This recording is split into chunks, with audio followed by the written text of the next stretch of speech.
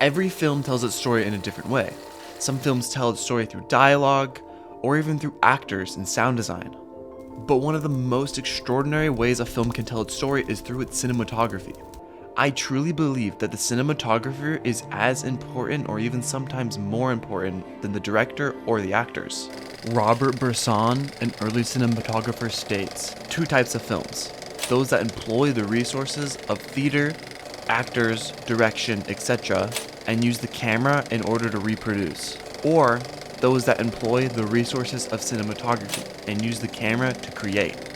Cinematography is simply one of the most powerful tools in showing emotion and tension without relying on the actors or even direction. So how can we create a cinematic image? Well, there's a ton of ways we can create a cinematic image, but some of the most important are lighting and composition. If we look at some of the lead cinematographers in the industry, we can see some powerful similarities with them all. Everything is backlit. Backlighting helps to pull the subject away from the environment and create more depth. We can also use backlighting to show different emotions and add tension depending on how we use it. Vilmos Zsigmond, a popular cinematographer, states, "I like to say that lighting is about taking the light away. I often like to use the shadows more than the light."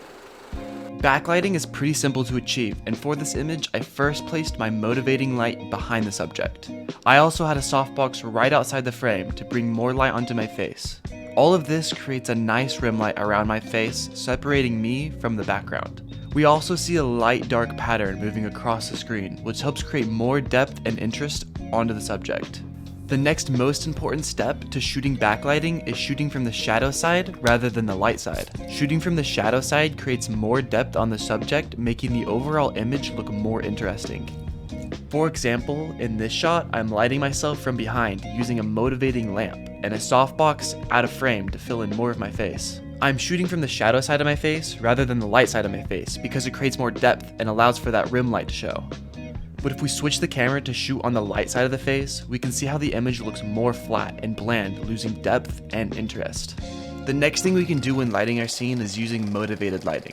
Motivated lighting is an extremely powerful tool in making our image look higher quality. As a viewer, when we see where light is coming from, it can help us know more about the environment and the world the character is in. It can also help our image look more realistic, as to not pull our viewer out of the film with inconsistencies. So as an example, in this image, I used the lamp behind me to motivate the light on my face. But really, I have a softbox right out of frame that's filling in the rest of my face. Having this light source helps the viewer understand more about the world this film takes place in, and makes it more believable. The same thing goes for this image. The windows in the back are motivating the light, but really, I have a softbox out of frame, which fills in the rest of my face. And I also have a black sheet just out of frame on the left side to block off reflections from filling in the shadow side with light.